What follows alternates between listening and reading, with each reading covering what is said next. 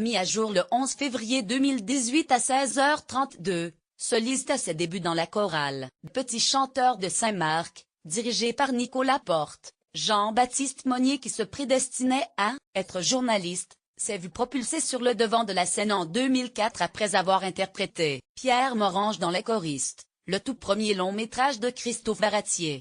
Il faut dire que le film, qui retrace l'aventure musicale d'un professeur de musique sans emploi qui accepte, en 1948 un poste de surveillant dans un internat de rééducation pour mineurs, a connu un succès incroyable lors de sa sortie en salle en mars 2004.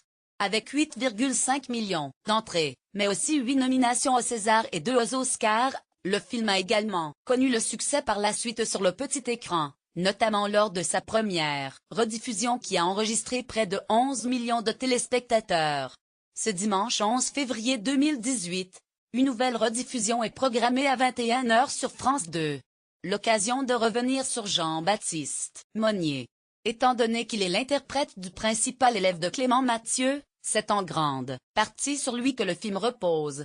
Alors, qu'est devenu le petit Pierre Morange que nous avons découvert il y a 14 ans déjà? En toute logique, il a bien grandi. C'est le cas de le dire puisque Jean-Baptiste Monnier a désormais 27 ans et mesure 1m94. Rien que ça?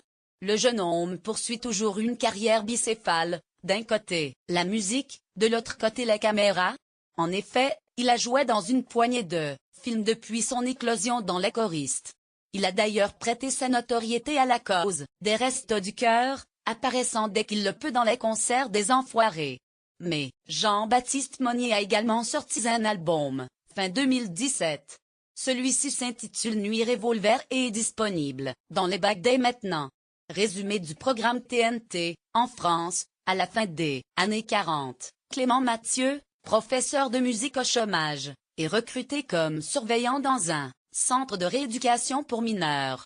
Sur place, Clément est réellement bouleversé par la discipline impitoyable que le directeur, Rachin, fait régner dans l'établissement. Clément est vite la risée de ces enfants perturbés, qui lui volent son sac de partitions en guise de bienvenue. Peinant à imposer son autorité auprès de ses élèves, il s'essouffle à la tâche. Jusqu'au jour où, en rentrant dans les dortoirs, il entend s'élever une voix angélique. Lui vient une idée, un peu saugrenue, mais qui lui tient à cœur, et s'il créait une chorale, et initiait les élèves au chant?